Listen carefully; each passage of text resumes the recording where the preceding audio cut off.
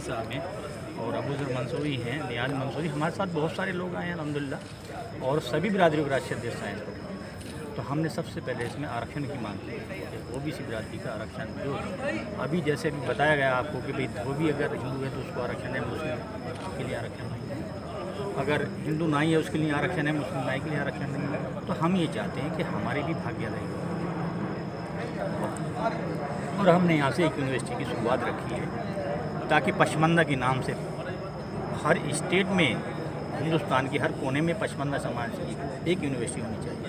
कितना परसेंटेज का मुतालबा कर रहे हैं? हमारे 85% पचमंदा समाज हमारा ओबीसी समाज है देश के अंदर, 15% फार्वर्ड देश का है। हम दबे कुचले लोग हैं। अपनी आरक्षण की बात हमारी 27% की है ओबीसी समाज की, जिसमें 6.5% का हिस्सा मुस्लिम समाज को होता है। 6.5% आप मुतालबा कर रहे हैं? जी 6.5% मुस्लिम ओबीसी के लिए। सारी यूनिवर्सिटी के लिए या सिर्फ यूनिवर्सिटी जो पसमानदा यूनिवर्सिटी कायम करें उसके लिए? नहीं, सारी यूनिवर्सिटियों में हम अपने चाहते हैं जो बच्चे हमारे एजुकेशन में पिछड़े रह जाते हैं, जैसे दलित समाज को भागीदारी मिलती है, ओबीसी समाज को नहीं मिलती। अभी जैसे बताया कि ओबीसी समाज का फायदा और लोग उठा जाते हैं, ये हमारा एससी में भी आना चाहिए। क्या सरकार से भी मिलेंगे इसको लेकर के या सिर्फ आवाज़ ही उठाएंगे? नहीं, आवाज़ नहीं उठाएंगे, सरकार से मिलेंगे और सरकार से अपने मुद्दों की बात रखेंगे। हमें सरकार से मुतालबा करना है, हमें मतलब नहीं किसी सरकार से, हमें ओबीसी समाज का भला करना है, सरकार किसी की भी हो। ये कब से मुहिम चल रही है आपकी? देखिए हमारी मुहिम तो हम इसको 5-6 साल से चला रहे हैं। समी सलमानी साहब हमारे इंतकाल हो गया, हमने मोदी जी को भी लेटर लिखा, नरेंद्र मोदी जी को भी लेटर लिखा है और अमित शाह को भी लेटर लिखा है, जफर नकवी साहब से भी हमने मुलाकात की है। तो हम दरवाजे पे तो हर किसी पे जा रहे हैं, जहाँ से ओबीसी समाज का भला होगा वहाँ पर जाएंगे हम लोग। आश्वासन कोई मिला? जी आश्वासन दिया है। अब जैसे हमने केजरीवाल सरकार में भी अपनी 11 मांगें रखी थी, 5 मांगें मानी गई हमारी। तो ऐसी बात नहीं कि सरकार बात नहीं मानती हो, जो इनके हाथ में है वो कर रहे हैं केजरीवाल, जो सेंटर के हाथ में वो सेंट्रल गवर्नमेंट करेगी। उत्तर प्रदेश में? नहीं, उत्तर प्रदेश में भी हमारा मुतालबा चल रहा है। अब हमारा 25 तारीख के बाद लखनऊ मीटिंग है, इंशाल्लाह हम उसमें मुतालबा करेंगे सरकार से। इसके अलावा और कुछ नहीं, बस ये हमारी मांग है ओबीसी। Thank you. ओके। सिर्फ इसीलिए कि अल्हम्दुलिल्लाह यही सरकार बड़े बड़े फैसले कर रही है, तो क्यों ना इस सरकार से डिमांड की जाए कि आप पशमानदा यूनिवर्सिटी ये कायम कर दें। क्यों ना इस सरकार से डिमांड की जाए कि तमाम पूरे हिंदुस्तान की जितनी यूनिवर्सिटियाँ हैं उनके अंदर पशमानदा लोगों के लिए आरक्षण, खास करके मुस्लिम पशमानदा इधर पिछड़ चुके हैं, बिल्कुल पिछड़ गए। नरेंद्र मोदी जी जो बहुत नेक काम कर रहे हैं, अमित शाह जी बहुत नेक काम कर रहे हैं, तो एक काम ये भी कर दें कि पशमानदों के लिए एक यूनिवर्सिटी कायम हो जाए, ताकि हिंदुस्तान के रिकॉर्ड में ये बात भी आ जाए कि मुसलमानों की हितैषी है भाजपा, कोई मुसलमानों की दुश्मन नहीं है। बड़ा भारी कठिन काम है मेरे लिए भी, आप लोगों के लिए तो मैं समझ सकता हूँ, क्योंकि मैं खुद भी बहुत दिनों वक्ताओं की श्रेणी में बैठा हूँ। वैसे आज के जो इस कार्यक्रम के आयोजक हैं, मैंने उनसे इस तरीके का मंच लगाने के लिए नहीं कहा। मैंने कहा था कि राउंड टेबल लगाना, सबका पार्टिसिपेशन हो, सब बातचीत करेंगे तो बेहतर होगा।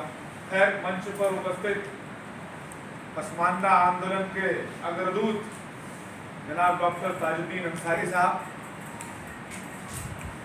सेंट्रल वर्क काउंसिल के मेंबर मेरे बड़े भाई जनाब कारी हारून साहब, सिद्दीकी साहब, सलमानी साहब, वकील कुरैशी साहब, शाहनवाज साहब, वाइस चांसलर हक साहब और मारूफ रजा साहब। मारूफ भाई ने मेरा एक इंटरव्यू करा था तहजीब में, तो तहजीब एक ऐसे आदमी थे जिनसे मैंने पूरा अपने ज़िंदगी का पूरा तजुर्बा, स्कूल लाइफ से लेकर कॉलेज लाइफ तक सब पर मैंने डिस्कशन करा था। अभी भी बहुत सारे लोग मुझे भेज देते हैं। मेरे सामने मुन्ना गौड़ साहब बैठे हुए हैं और अपने गांधी जी भी बैठे हुए हैं। कहाँ चले गए? ताहिर भाई बैठे हुए हैं। ताहिर भाई भी बैठे हुए हैं। अनीस अब्बासी साहब भी बैठे हैं। बहुत सारे लोगों को मैं जानता हूँ। ताजुद्दीन भाई उनका नाम लेना भूल गए तो फैसल साहब, फैसल मंसूरी, गुड्डू सिद्दीकी, नईम सैफ़ी, इकरामुद्दीन सैफ़ी, वकील कुरैशी, बहुत सारे लोग बैठे हैं। आप सभी को मेरा आदाब, अस्सलाम वालेकुम। आपने एक कहावत सुनी होगी कि कुआं प्यासे के पास नहीं जाता है बल्कि प्यासा कुएं के पास आता है। सुनी होगी ये कहावत? तो मैं प्यासा हूँ।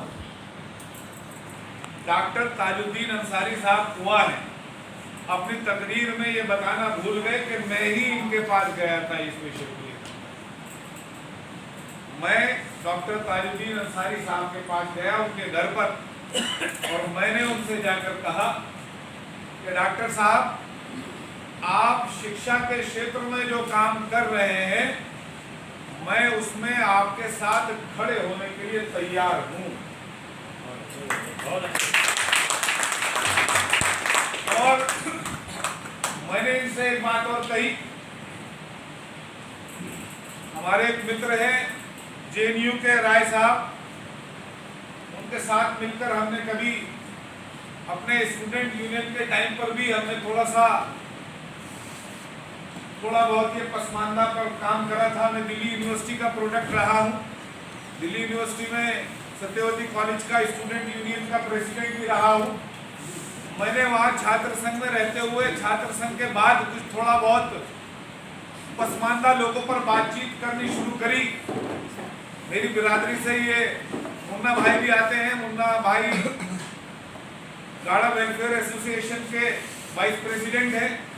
इनके साथ मिलकर हमने थोड़ा बहुत पसमानदा मूवमेंट पर जब काम करना शुरू करा, तो हमको ये कहकर हमारी आवाज को दबा दिया गया कि आप मुसलमानों में जात बिरादरी खड़ी कर रहे हैं।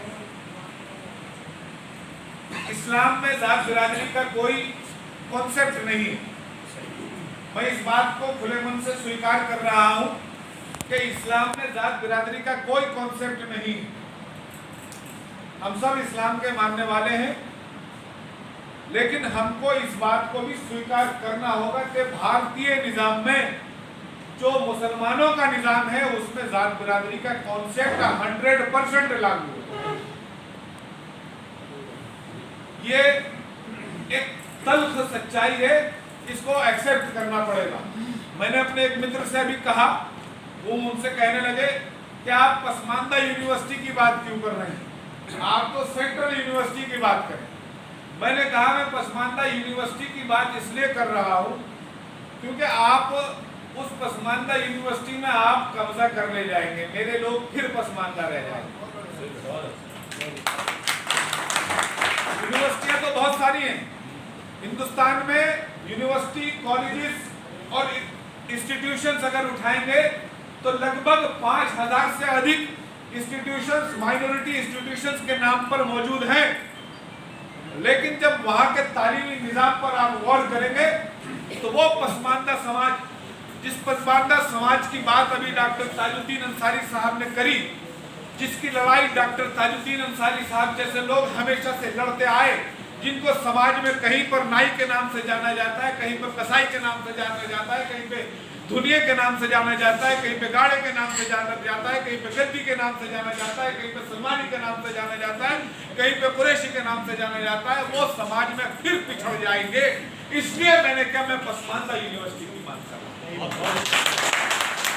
उन्होंने उस पर फिर वही आरोप लगाया कि आप इस्लाम में विभाजनकारी काम कर रहे हैं। तो मैंने कहा आप इस्लाम के फॉलोवर हैं? बोले हाँ है। तो मैंने कहा इस्लाम में मुसलमान को 4 शादियों की इजाजत है? बोले हाँ है। तो मैंने कहा मेरी एक शादी हो रखी है, दूसरी शादी अपनी बिरादरी में करवा दीजिए, मैं तैयार हूं। तो वो मेरी दूसरी शादी करवाने के लिए तैयार नहीं हुआ अभी तक, 8 महीने से ऊपर हो गए। मैंने उनसे ये कहा कि आपको खुले मन से हर मंच पर, और आप सबसे कह रहा हूं ये बात, कि आपको खुले मंच से इस बात को स्वीकार करना होगा कि हिंदुस्तान में आज भी बिरादरी निजाम नाफिज है, लेकिन इस बिरादरी निजाम को जानबूझकर बात करने पर, डिस्कस करने पर रोक लगा दी जाती है। मैंने खुली तरीके से आज आपको ये बात कहना चाह रहा, मैं आपको किसी पार्टी के साथ जोड़ने के लिए नहीं आया, लेकिन बहुत सारी बातें, मैं मारूफ भाई का इंटरव्यू उठाकर देख लीजिएगा, मैं अपने बारे में बता देता हूं कि अल्हम्दुलिल्लाह मैं हाफिज कुरान हूँ। अकेला हाफिज कुरान नहीं हूँ, 5 भाई हैं, 5 हाफिज कुरान है। मेरी बीवी भी हाफिज कुरान है, और मैंने अपने बेटे को पहले हिफज कराया है। 10 साल का मेरा बेटा है, हाफिज कुरान है, 10 साल का। दूसरा मेरा बेटा 6 साल का है, 2 सिपारों का हाफिज कुरान हो चुका है अल्हम्दुलिल्लाह। तीसरा बेटा अभी 6 महीने का है, जब 6 साल का हो जाएगा तो उसे भी हिफ्ज में लगा दूंगा इंशाअल्लाह। मेरी बीवी भी हाफिज कुरान, मेरे बाप हाफिज कुरान, मेरे दादा हाफिज कुरान, मेरे नाना हाफिज कुरान, मेरे 4 साले चारों हाफिज हैं, मेरे ससुर हाफिज कुरान है।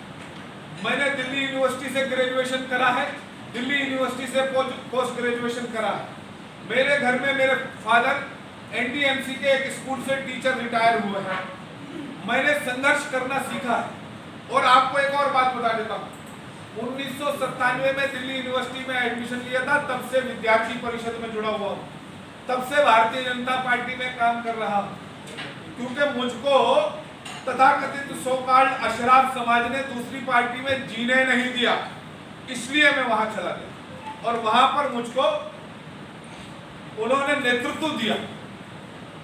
मैं नेशनल माइनॉरिटीज कमीशन का वाइस चेयरमैन 38 साल की उम्र में बन गया था। आजाद हिंदुस्तान के इतिहास को मैं सबसे कम उम्र